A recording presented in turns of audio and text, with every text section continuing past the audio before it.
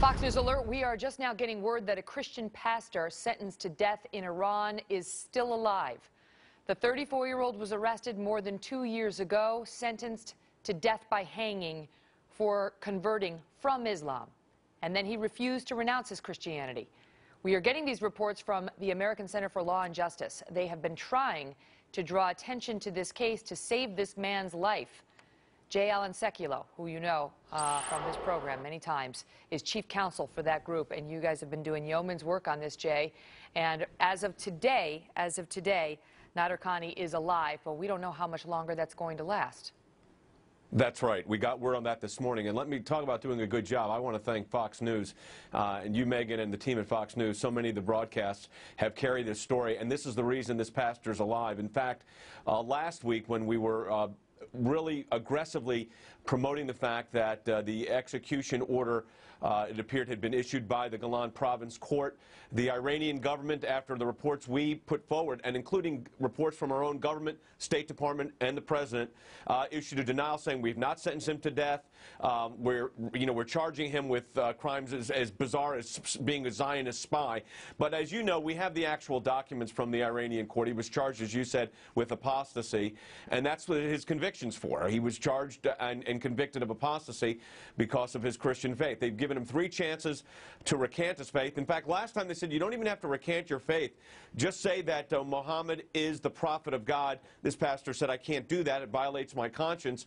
And now we're getting global support. Again, the way we're winning this case, I'm calling this media advocacy. We're advocating for him in the media. That's what's keeping Iran at least in line temporarily. The last case that's reported that's had this significance, and this was unfortunate, it ended with the actual pastor being hung. This was in the 1990s, early 90s, and the death warrant and the body of the pastor came at the same time. We're trying to avoid that now that we've got not only media but lawyers on the ground, and we're working it globally. But you all have done a great job of keeping this front and center. We appreciate it. Listen, it hasn't been Fox. It's been you guys. You guys have been behind this. But let's get to where we stand now, because we have a situation where our Secretary of State, 89 members of Congress, the European Union, France, Great Britain, Mexico, Germany, they've all condemned Iran for arresting this guy, and they are calling for his quick release. But they are saying that this is turning into a political matter, given the sanctions that we're amping up on Iran, and that they may use those sanctions as an excuse to end this man's life early and without any negotiation. Jay, I want to ask you to give us the big picture on this, because our viewers may remember it was just last month that we, the Americans, the people, our military, saved 19 Iranians from these pirates. And we saw those pictures. Twice we saved twice, right? So 113, 1-6. Is this the thank you we get? They're gonna execute this guy for being a Christian? That's it?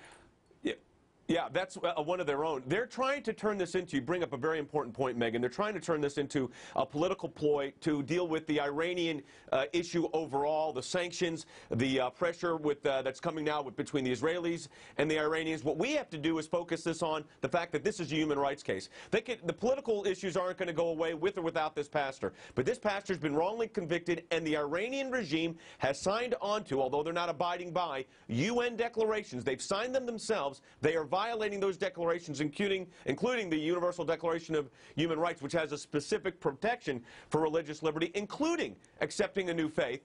This pastor, by the way, never was practicing Islam, although they charged him, as you said, with apostasy. But yeah, they're trying to turn this into a political issue, and what we have to do is continue not to allow that to happen. And that's why the statements coming out of the President and the Secretary of State have been important. We're looking for a joint resolution that can be voted on as early as Wednesday from the House with huge bipartisan support.